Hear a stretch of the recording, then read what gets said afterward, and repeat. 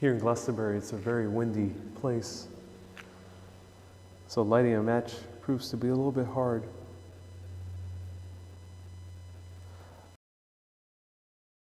So much mystery in this world, everything, that all of history has already been written, has already been found, discovered, and researched. Of this universe are already within the realm of scientific reasoning. Now, like this, Glastonbury, there's much more. We don't know everything yet. This is a dedication to all the mysteries in the have a childlike wonder to embracing the mysteries of our universe, the world, of our life. May everyone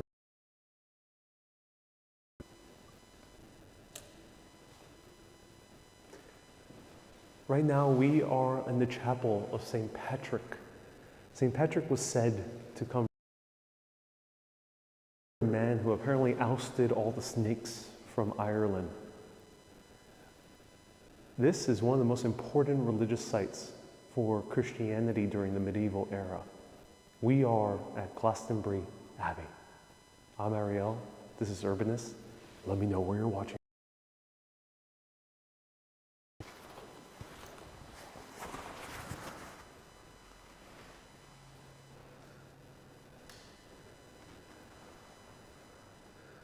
So this particular chapel was rebuilt a few times since the legend or the history or the lore, whatever way you want to frame it, dates way, way, way further back than medieval times, than even the age of St. Patrick. And here we have a bird knocking, ready to come in.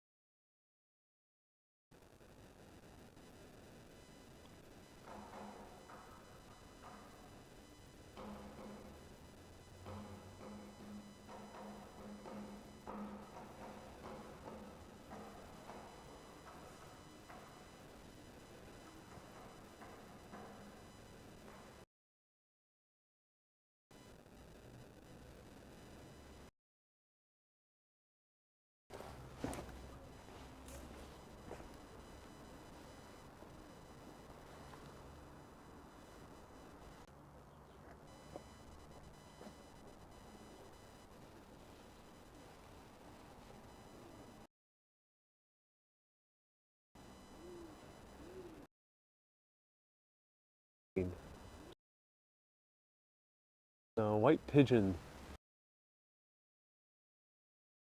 right above the rooftop.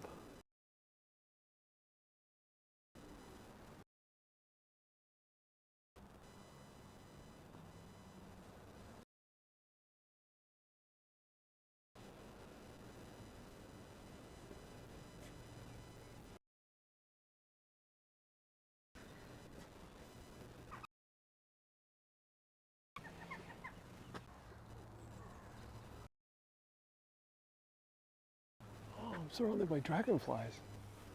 There's these tiny little dragonflies. Huh. They're all concentrating here. It's hard to capture on camera. But wow. Dragonflies, they have multiple wings. Could be something else. Right down there, we have Baptist Church, which we visited in an earlier live stream along the high street of Glastonbury. This is said to be the final resting place, who was the great uncle of Jesus Christ. In front we also have a lot of pigeons. And we have two pigeons kissing. Oh, look at that. Or headbutting each other. Maybe it's a Glaswegian kiss, as the people from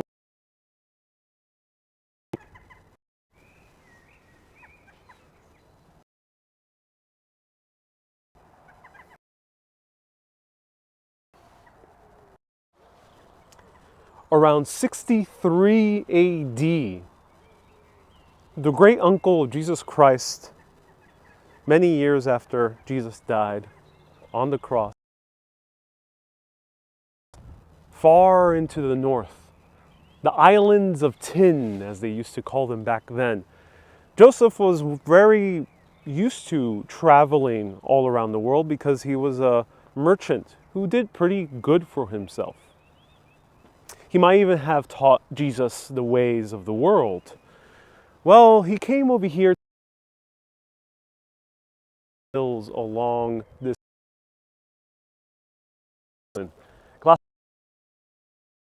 or called Warrior Hill. It's hard to pronounce.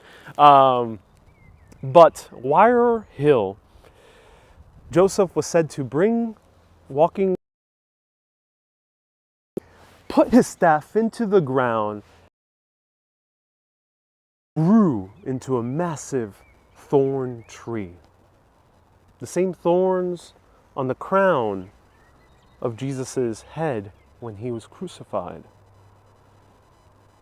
This thorn tree has been growing in Glastonbury for a very long time. And this is rather mysterious because this type of thorn tree really only grows in the Middle East, around where Jesus Christ grew up and was crucified in Jerusalem. Well, they actually did studies a few decades ago to find out what are the origins of this tree, because we don't see this anywhere else in England. And lo and behold, this tree is directly related to the same ones in the Middle East. This is the Glastonbury thorn. This is not the original one. The original one is on that hill, but they also grow around this entire area. So this is one of the thorn trees that's said to come from Joseph of Arimathea. And that's the reason why we are in a place of very high importance in the Christian world. But it goes a little bit deeper than that.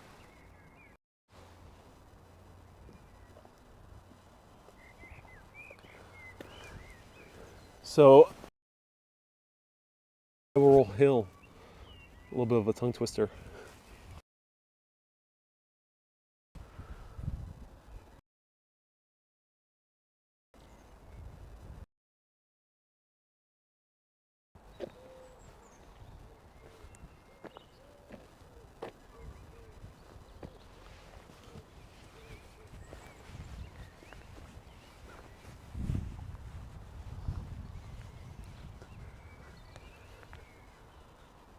Dwayne says Glastonbury is where the music festivals held. So the music festival is called Glastonbury Music Festival, but it's not held within the town. It's near the town, but not inside the town. It's in another area. So yeah, you can get here. It's pretty close, I assume, by bus, but not walking distance though. So yeah, that's know the name.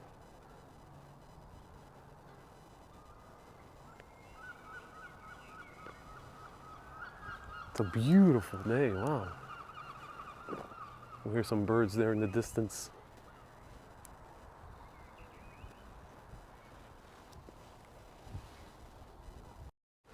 So Joseph came here 63, 64 AD and set up the very first first Church of Christ here in England. This is well before many of the Christian churches even popped up in other parts of Europe. I mean, ancient Rome, you already know the entire ordeal by the time of 66 AD and Emperor Nero trying to oust all the Christians from the kingdom. He apparently set up the very first right here where we're standing.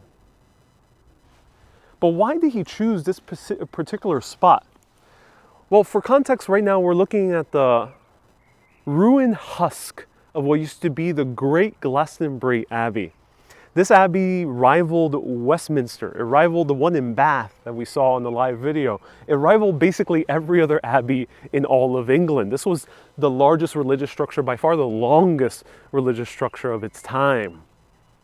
The one we're seeing right now was built after a great fire in the 1100s. But apparently there has been a church here since the time of Joseph. But again, why did he choose this spot? Well, one of the main reasons he chose this spot maybe was because there were two main springs over here. The springs are close to the Tor, which we passed earlier in the live video. The Chalice Well, and where I began my live video earlier today, the White Spring. These springs are associated with great Celtic traditions, specifically from the Druids, who were the priests of the Celtic people. These Druids had mystery schools based right here. If you don't know what a mystery school is, it's where they teach esoteric traditions. So esoteric means basically secret scripture, metaphysics, spirituality, things that are even hard to explain. Modern day mysteries, so-called, are like the Kabbalah, or the Sufi traditions, or the writings of Meister Eckhart when it comes to Christianity. There's even Di Menola, I think was his name. He was also a Christian mystic from the early 1900s, accepted by the Catholic Church. So there is mystery schools all around the world. And apparently this was the headquarters of the Druids. So that leads to many people to believe that Jesus Christ himself traveled here with Joseph. Because there's 15 years missing from Jesus Christ's life in the Bible. And a lot of people like to speculate, where did he go? People say that he went to Egypt, or that he went to Tibet. Even monks in Tibet, there's monks in Tibet that say that Jesus visited there. I'm sure the Muslims have many explanations as to where Jesus went. He's said to have gone all over the place. Some people even say, the more crazier speculations say that he even went to North America and tying that to Mormonism in upstate New York. That one's a little bit more far-fetched. Over here and set up and learn from the mystery schools of the Druids. Now, another realm of speculation is that maybe those 15 years of Jesus' life that were omitted for good reason by the Catholic Church. Perhaps they did not want to let people know how Jesus really came to his spiritual teachings that he learned from pagans. Who knows? That's all speculation. Of course, there's a lot more about that, but let's visit the Abbey.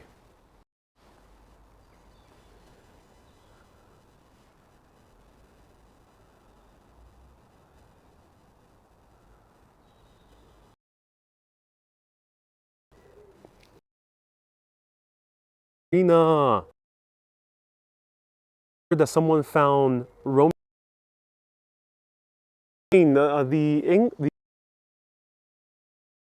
doing trade with the Romans prior to the Roman invasion of Britain. So these were called the Tin Islands. So they were in trade with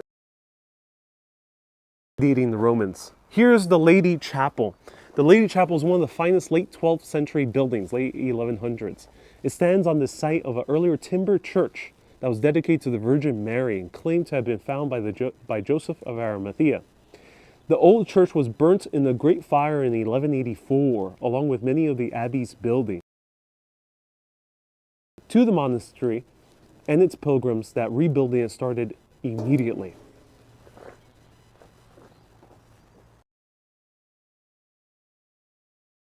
Hey, Dr. Tetch.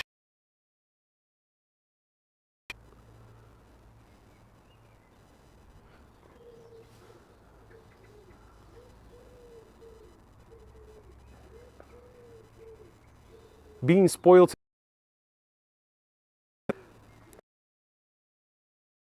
Sticking to the Abbey grounds. So if your name is Abbey, do let us know. I always love when I explore an Abbey and there's probably someone named Abbey. Super urbanist whose name is Abbey. He's been tuning in for a while. But yeah, we're sticking to Abbey grounds today. If you want the big hill that Glastonbury is known for, the day after this one. Let's go down into the crypts, shall we?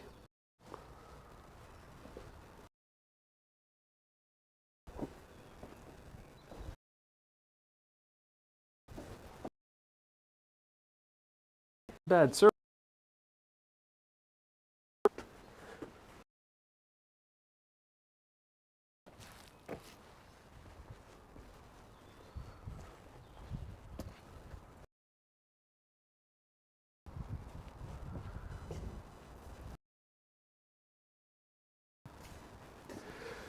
So this is how 200 years ago, around 1850,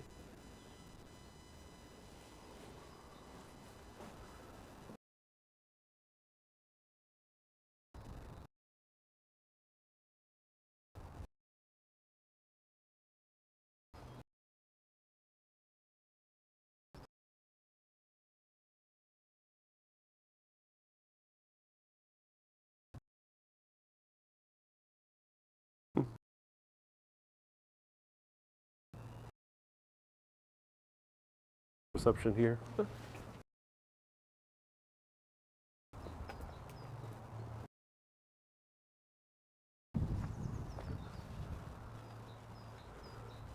Yeah, beds of sulfur reception right in the Abbey. Let's see if we can see it from this direction.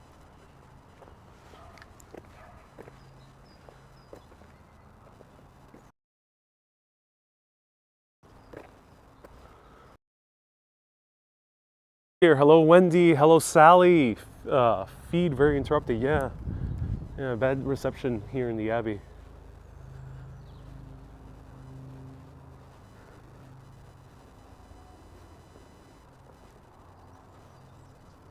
I think here will be.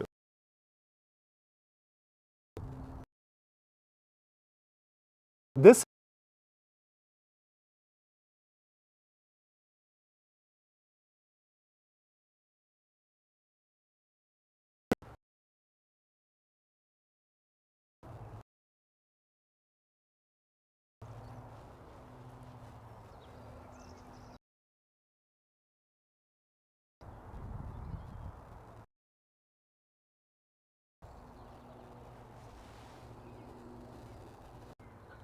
this was bigger than what. So you could just imagine. So extended over here from the chapel, and if you know videos, the chapel's at the end.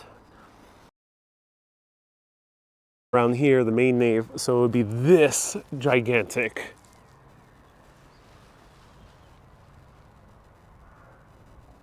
Huge structure. So let me know if you see me in here. The story of the Abbey, then I'll just show it to you. So let me know.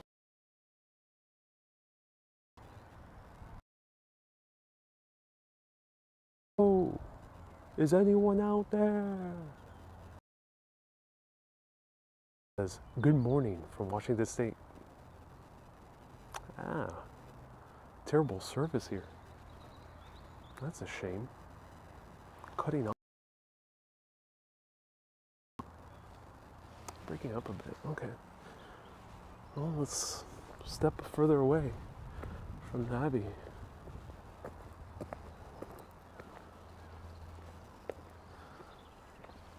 Yeah, I'm not sure what.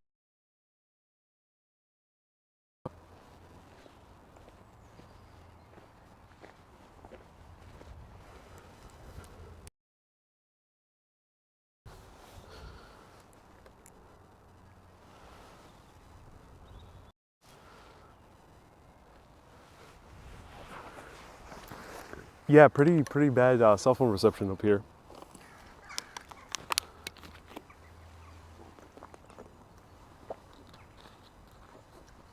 I'm going live at very low quality. So, the very first church that was around here was built around 600 AD. There was a church even older than that built by Joseph of Arimathea. In 1884, a massive fire erupted in this church, which was made mostly out of wood. This fire devastated the abbey, so they had to rebuild. But this time they're going to rebuild much bigger. And the reason is because one, two,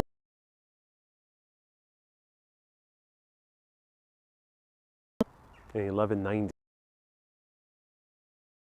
According to them,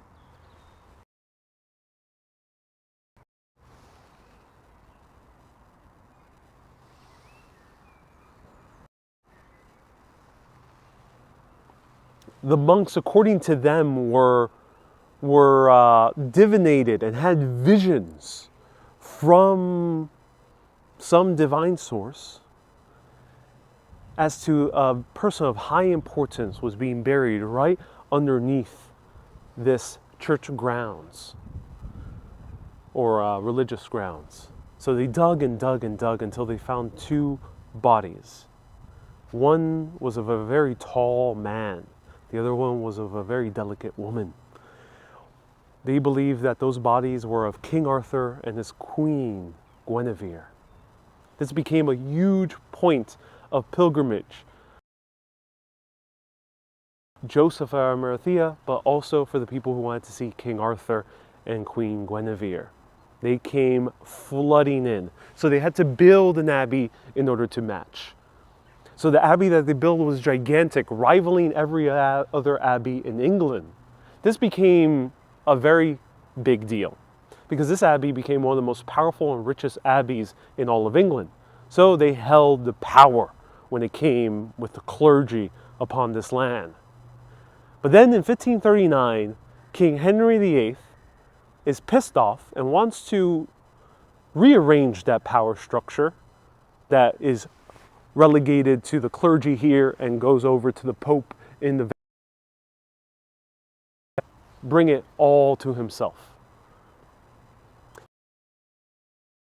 These abbeys all around England.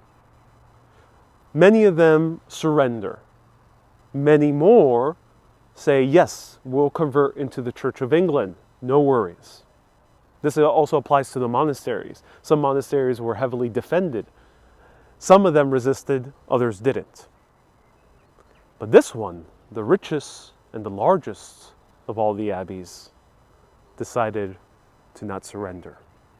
At least that's one version of the story. Another version of the story is that they surrendered peacefully.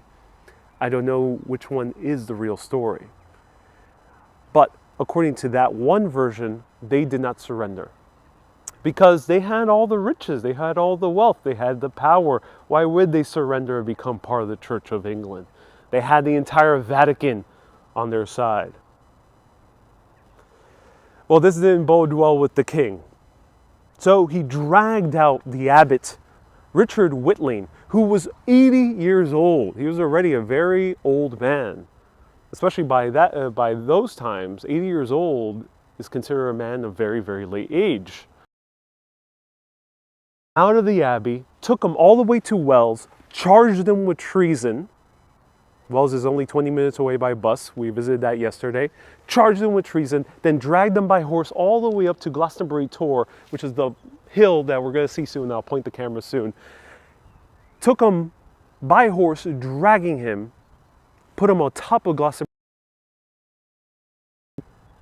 and they were hanged for treason.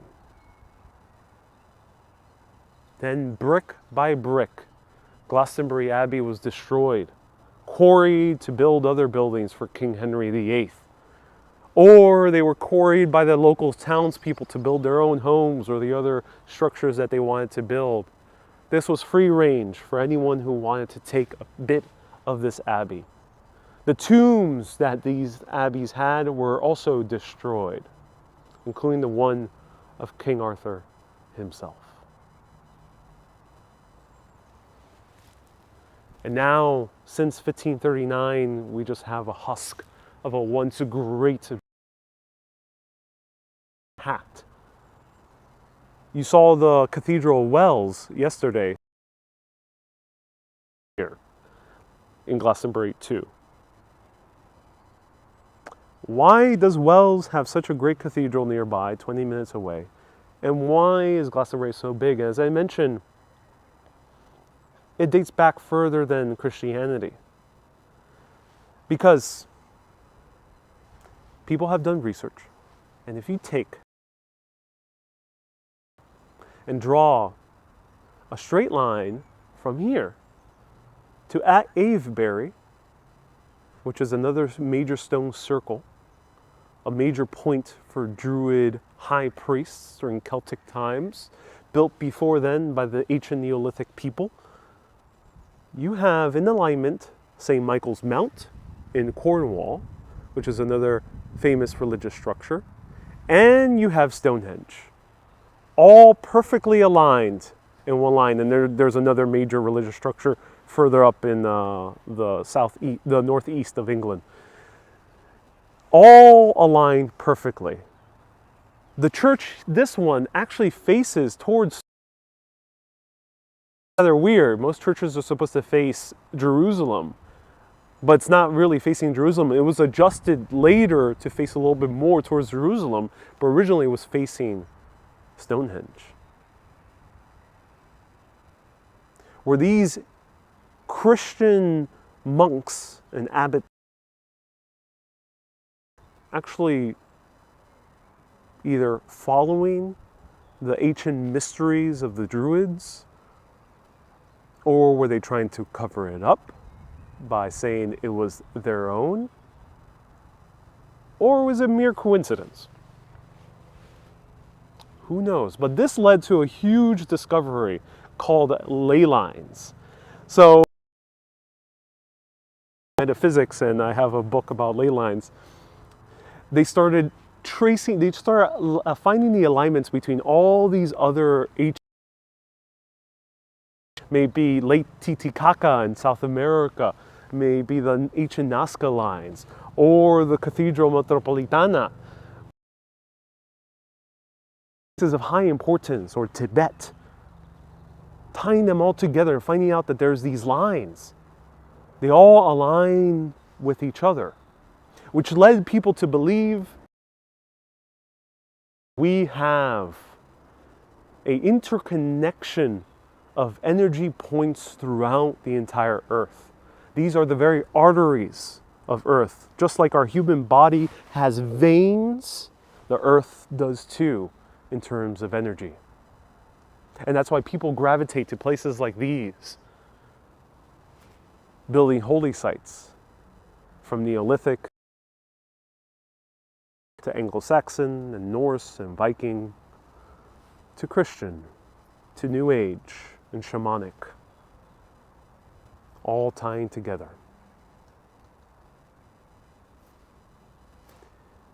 Any reasonable person would say, just all these belief systems just happen to use the same place. A skeptic would say that. But maybe there's more to the story. Let's continue exploring around.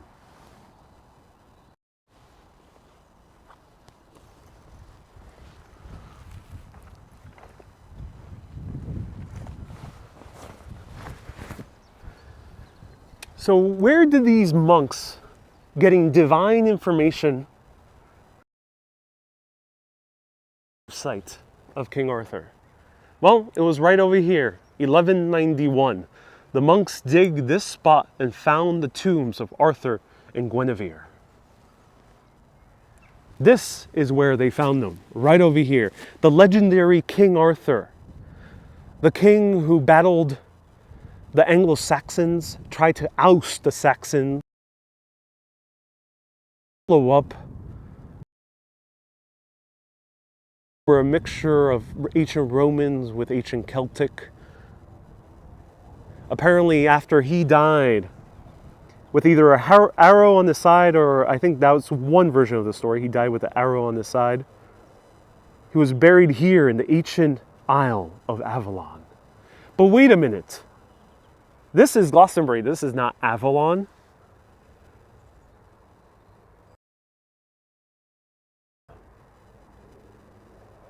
For that to look down there. To Glastonbury tour, which we earlier today. If you want to see those views, you can check it out. Glastonbury tour. I'll show you a better photo over here. Right here. It's an interesting hill. It sticks out really in this landscape. It stands alone. It kind of looks like a pyramid from one side. And that's exactly what the ancients thought. Because it also has a weird geological formation. It has these terraces. So how does that tie to the legend of King Arthur? Well, for that, we have to go back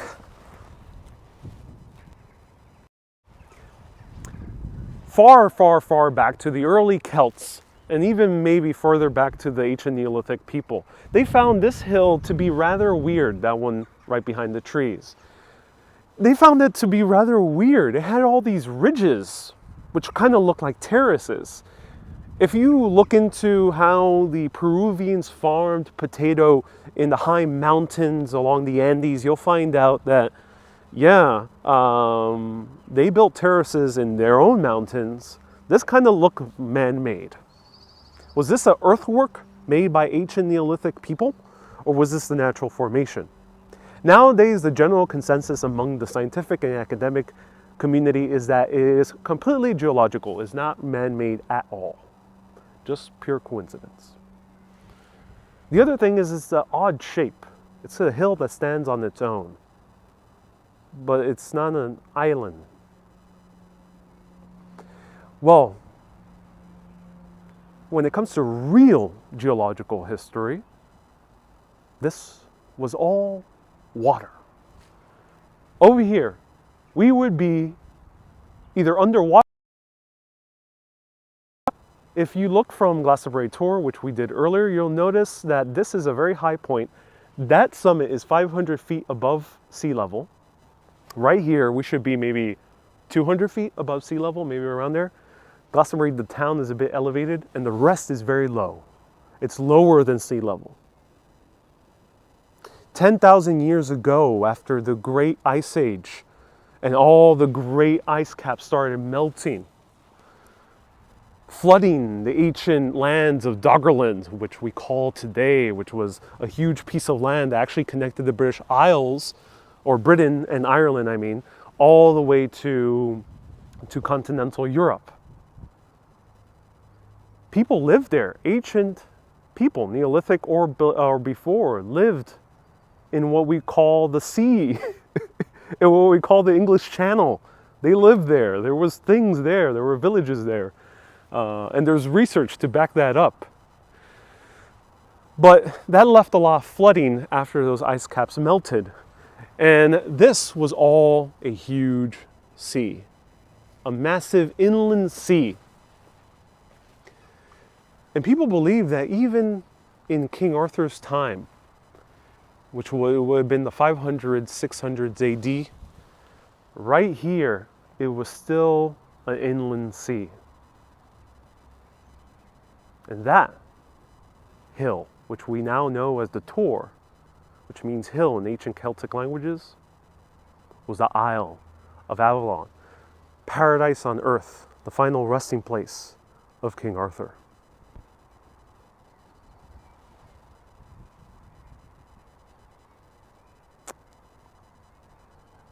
But where does the word Glastonbury come from? Bury is very easy. Bury just means like a town or borough, a place. a community where people live. That's what a berry means generally. But Glaston. Well, Glaston, people believe, if you trace into Celtic languages, could mean glass or glassy lake. Because it was believed that this inland sea right over here that surrounded that island was very still.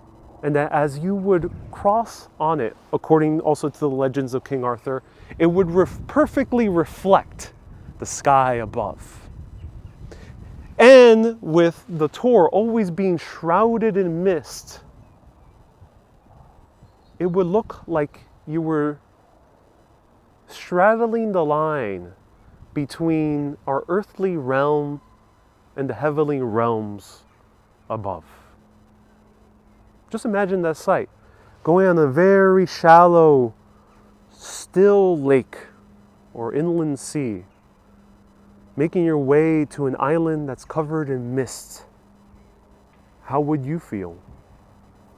Well, that's where King Arthur comes into play. He was buried over here, according to the monks who divinated this knowledge.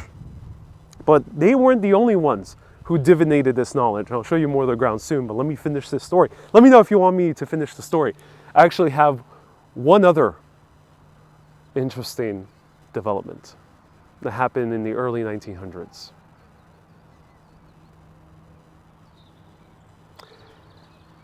It gets crazier. Let me know.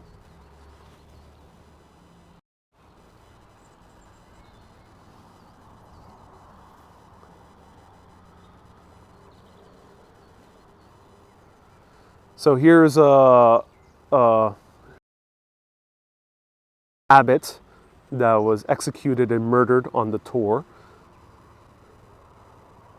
We are currently located in Somerset,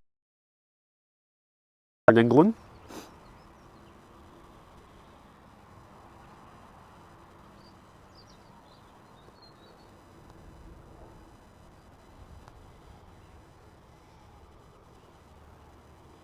And here we see where they threw the sword of King Arthur.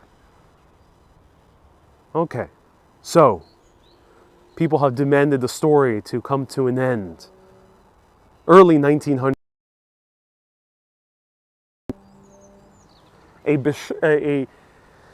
an architect from Bristol, his name is Frederick Bly Bond, was hired to research more of these grounds, find out exactly what happened here at the Abbey, find out if there was any more ruins. This was a man known to be of science, but he used other means that were not scientific in order to find these ruins that we're seeing all around. Frederick Bly Bond, it's quite a tongue twister if you say it fast. Frederick Bly Bond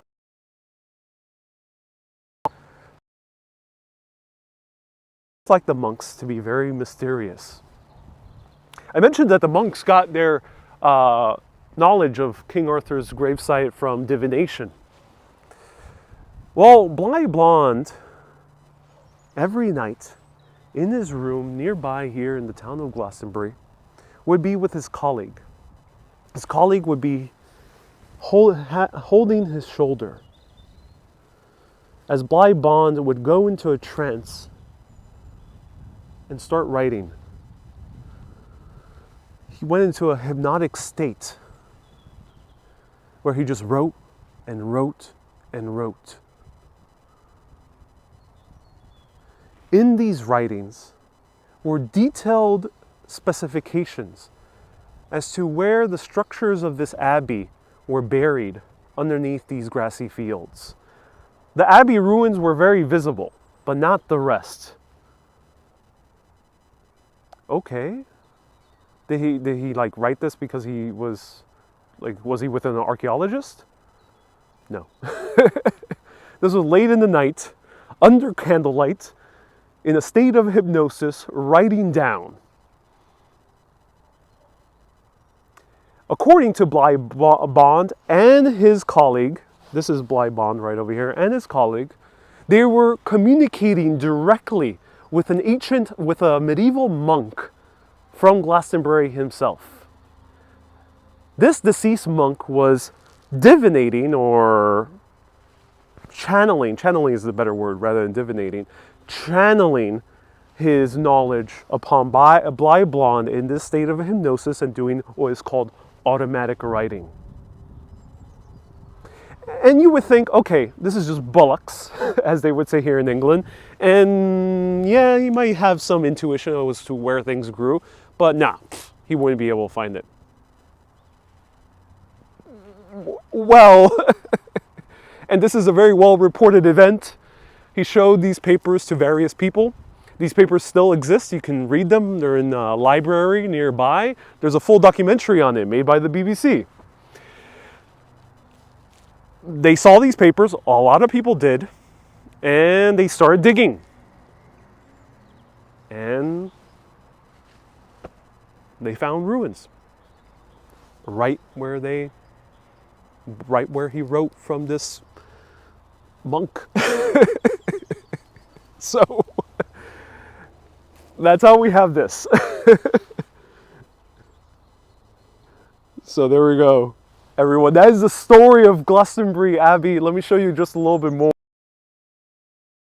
Go to the other side of the Abbey. I hope you enjoyed this story. That's the context of what we're seeing right now. And let me just show you around now.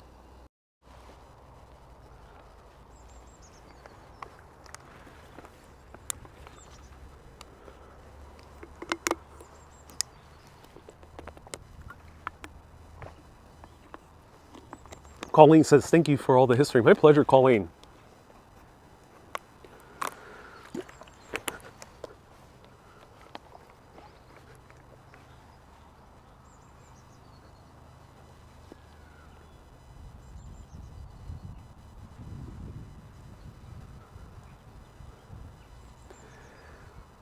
Wendy says, I see you, so did you delivered it superbly. Brian says, that's awesome. I'll have to watch this back tonight. Oh, my pleasure, Susie. Janet says, cool, great story and walkabout. Peggy says, when I was at the Abbey, there was a definite energy with this. Lauren says, great story. Oh, I'm glad you enjoyed it.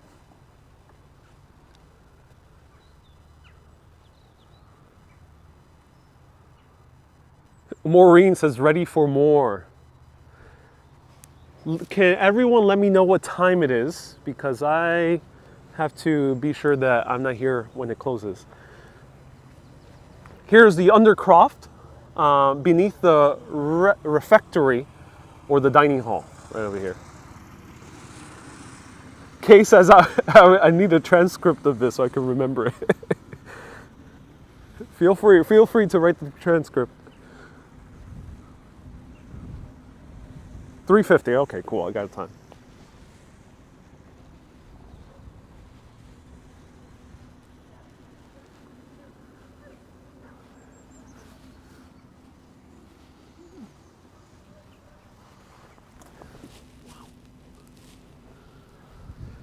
Wow.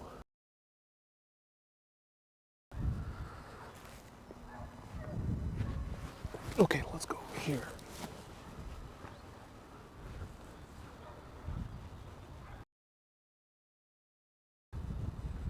How old are the ruins as still? Construction started late 1100s. Probably was finished 100 or so years after that. So late 1100s was when construction started, around there.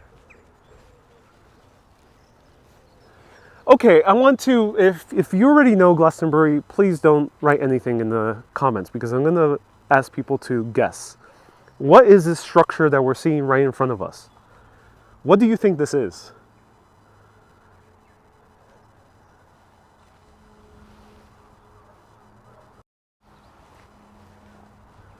Not this one. This one appears to be part of another structure, but what do you think this one is? This is the only fully intact building from Glastonbury Abbey. The only one. All the other ones were destroyed. Leon says a church. JF says an abbey. So that was an abbey. Yeah, this was an abbey. There was only one abbey. These were the abbey grounds, so this would have been a different thing. Janet says a tomb. Ooh, I like that guess. Ron says a Pizza Hut. Well, yeah, it kind of does have the same type of structure as a Pizza Hut. Batman, nice to see you here on Twitch. Thank you so much for tuning in. Benjamin says a mausoleum. Juanita says a bathhouse. Hyde says a dairy.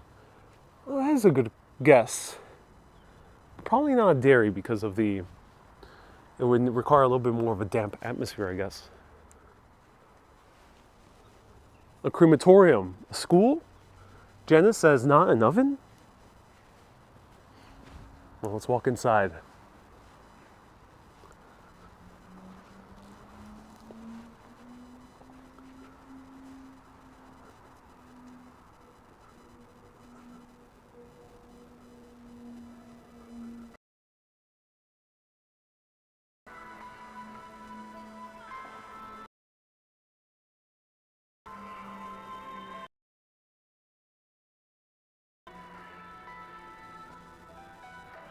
This is the kitchen.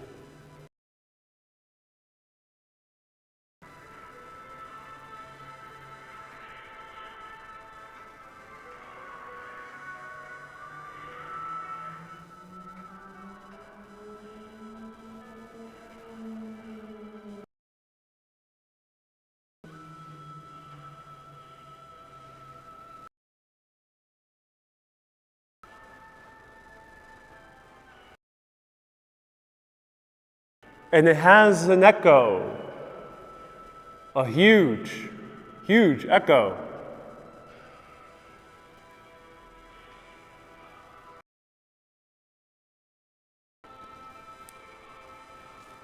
Are kitchens usually built with such great acoustics? Okay. So, historically speaking, this is an King Edward visited inside here and spent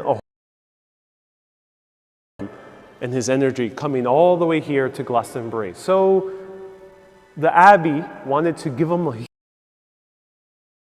was one of many other dignitaries and people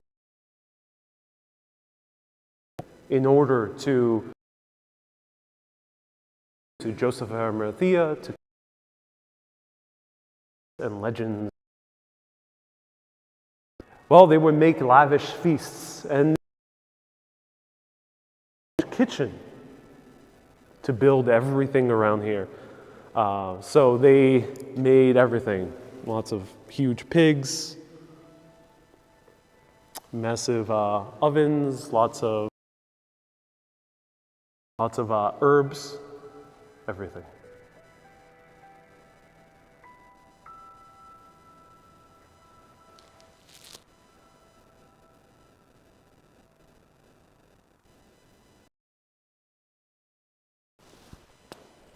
Claudia, nice to see you here.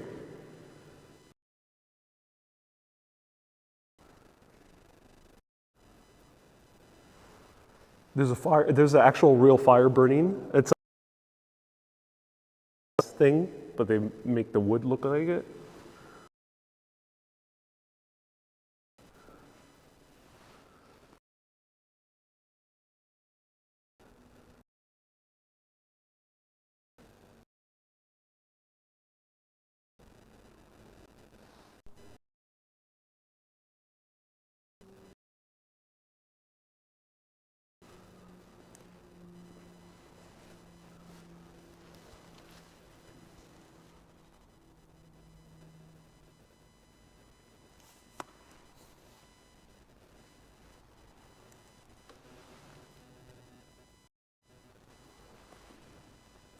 Can you let me know if you can hear me and see me? Are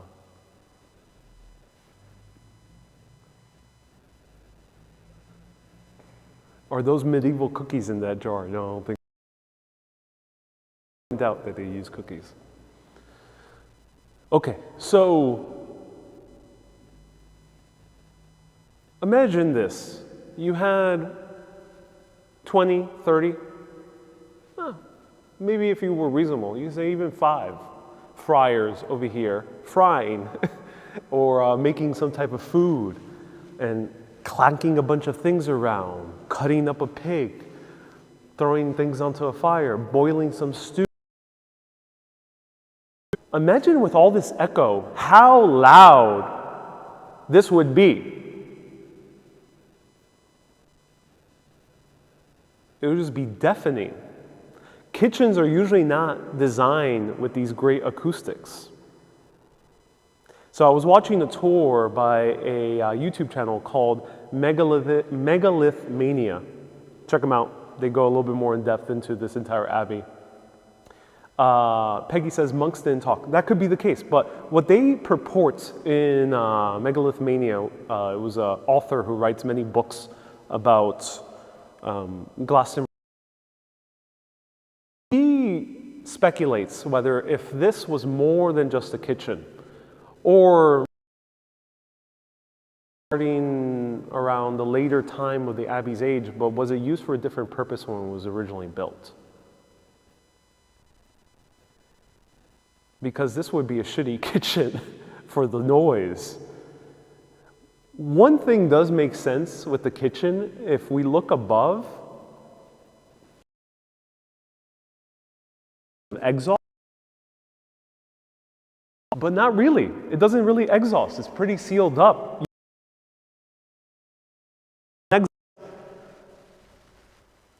Well, at least it doesn't seem that way, at least from this perspective.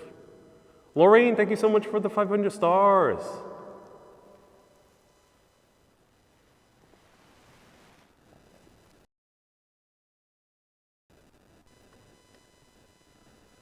So that above is not letting out smoke as you would have in a normal kitchen. I'm not sure if they open up the windows, but it seems pretty damn hard to open up the windows up there. Yeah, there's like no stairs up there or anything. So why is there so much echo?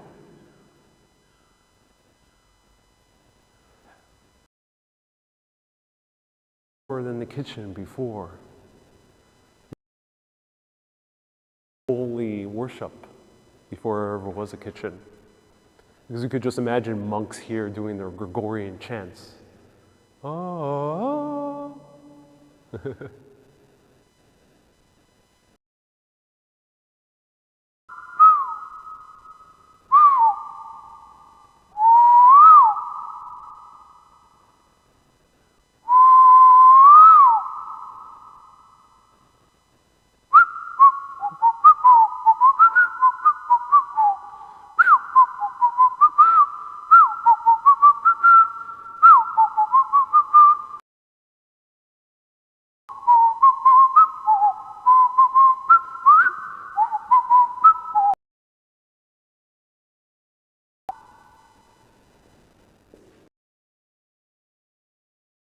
This originally wasn't a kitchen. I don't think so.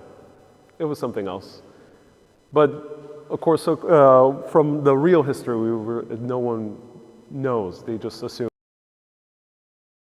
But I think there's another hint as to this being a little bit more. Not just the echoes to maybe but perhaps it was a place of some type of religious ritual or mystic ritual. So in the monasteries and abbeys, as I mentioned, there is a esoteric order. The Knights Templar were an esoteric order. The Jesuits are kind of an esoteric order within Christianity. The Sufis and Muslim, the Tibetan monks for Buddhism. There's always esoteric orders. So maybe the esoteric orders of Christianity, I'm speculating, of course, use this. So one thing that makes me curious is the top, which kind of at first glance looks like a massive exhaust. But as I mentioned, there's really no windows that you can open anything up there. It's really hard to open anything up. of both Native Americans and the Siberians, and they're people really far apart. They usually build teepees or structures like this, in this shape, that zoom up and have an opening right on top.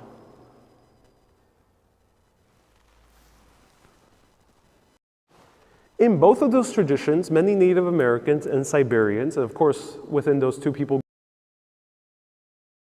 generalizing, they build structures exactly the same shape, using different materials, of course. The Siberians eat a mushroom that's called Amanita muscaria, which is red and white. And then the Native Americans, some Native Americans eat peyote, which is a cactus. And they get into this high trance. And according to them, they're able to go off into the spirit realm due to the drugs and the structure of the building, or in their case, it's kind of like a teepee or a yurt. And they're able to, they build it in that way with an opening on top so they can elevate above. So Hyde says, yes, the circular house is a spiritual shape. So yes, this architecture is done in a shape very similar to those traditions. And of course, this tradition is probably many other places. Let me know where else it is. Probably Sufis probably have something similar, but yeah, they do that, which is very interesting. Just search up doing their mushroom rituals. They literally do it in a structure that has the same shape as this.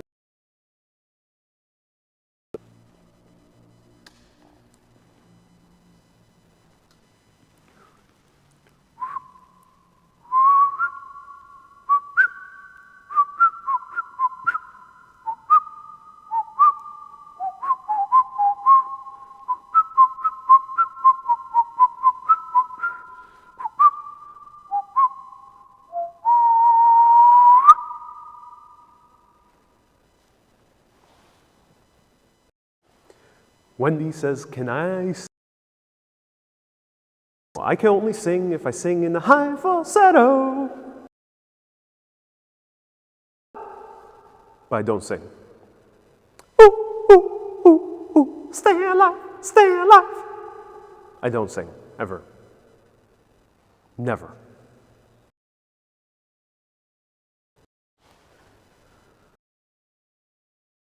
Six here. Never want to leave. No, I do want to leave. Okay. Bad place for a fart, says Ron. Indeed, indeed.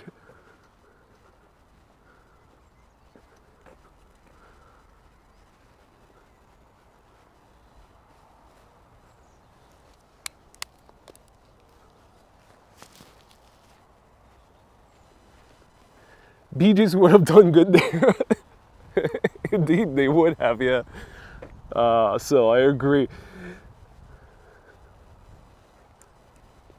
Maureen says, keep on singing. Maureen, I never sing on this broadcast at all. In these live videos, this is a no singing zone. Stay alive.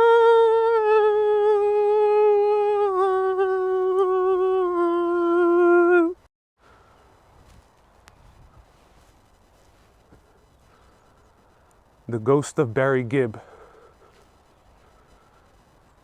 is here. The spirit of Barry Gibb. That wasn't me, ladies and gentlemen. I think I just channeled the great BG Barry Gibb, and I automatically sang. I think that might be the case. All right, let's continue going through.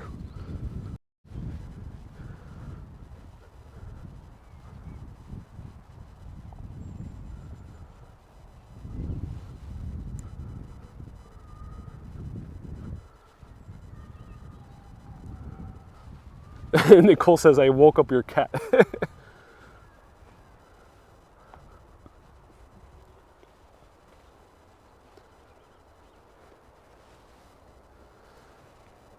Kay says Barry Gibb is still alive. Wait, is Barry Gibb really still alive? Sorry, I did not, I wasn't aware. I thought he passed. Great singer. Let me know, is he actually still alive? Great singer.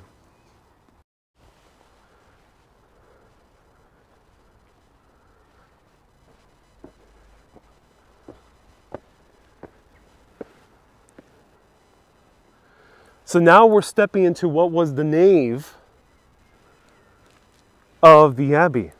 So anyone who might be naive about the origins of the Abbey might be surprised that this nave was quite large. Oh, Robin and Maurice are gone. Oh, okay. So two BGs are gone. I'm glad that Barry's still with us. So my mistake. I was channeling the very live spirit, the very well and still alive with us spirit of Very Good.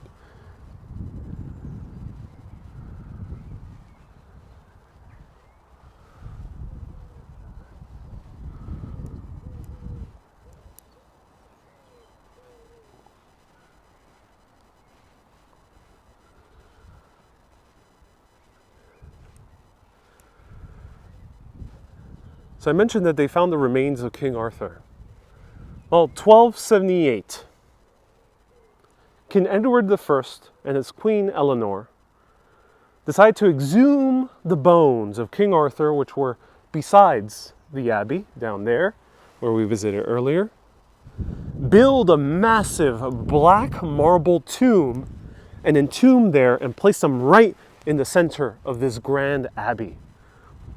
Once that happened, it ended up becoming an even bigger sensation, with many pilgrims coming in, definitely from all around England, if not from all around Europe, to visit the tomb of King Arthur and his queen, Guinevere. Right over here. But, of course, with the dissolution of the abbeys in 1539 by King Henry VIII, this tomb was lost to history, along with the remains inside. And to this day, no one really knows where are the remains of King Arthur, if they ever existed at all, if he was even a real person, or if those remains actually belonged to a real King Arthur, or if they were just some random bones by a dead friar. So many questions.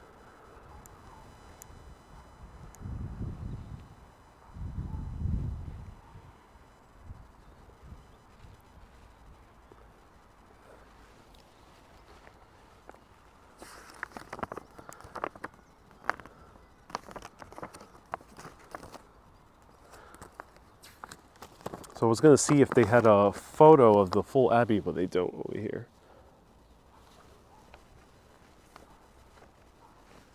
Wow. This must have been so impressive. The walls were also in bright colors. They had sculptures all surrounding the Abbey. As I mentioned, they were really rich. Stained glass windows. And here was the high altar.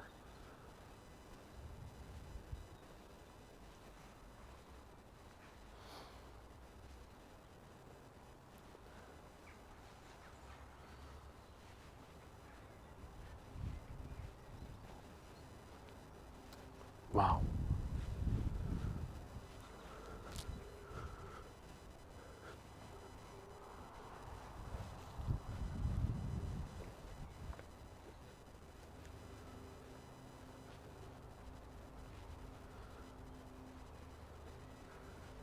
And right there is the tower of St. John's the Baptist Church. So you could just imagine more tombs here potentially, or columns. They were something here. It might have been columns. Yeah, right over here. And a helicopter on its way. It's probably the commute for one of the actors in the Netflix series Straight Shooter, which is shooting at Wells. Probably commuting back and forth. Maybe it's Tom Cruise filming his next Mission Impossible movie.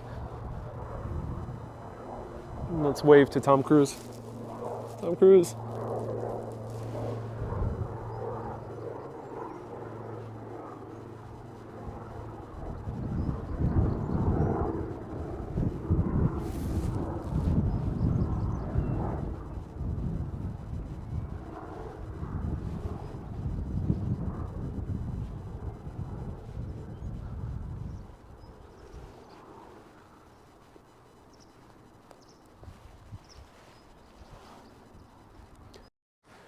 Okay, everyone, that was the Abbey.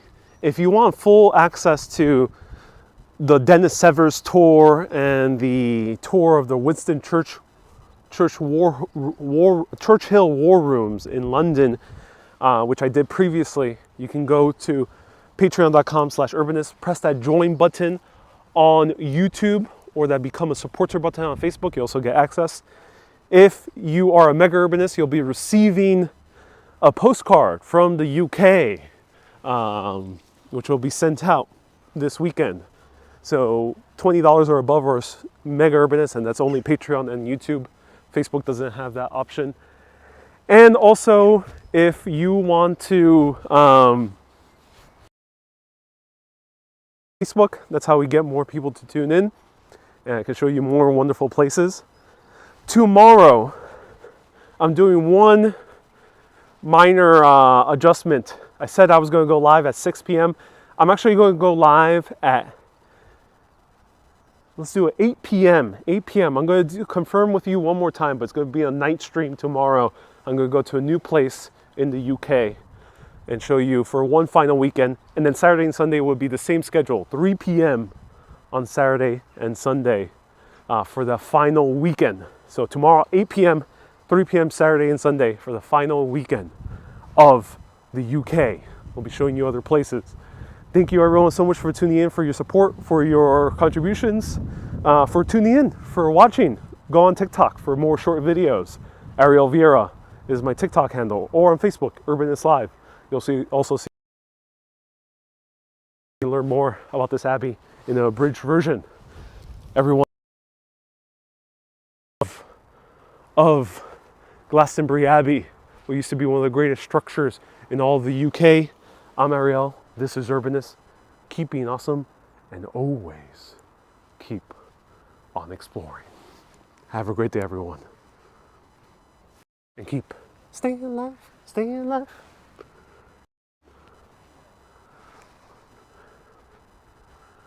And cheerio.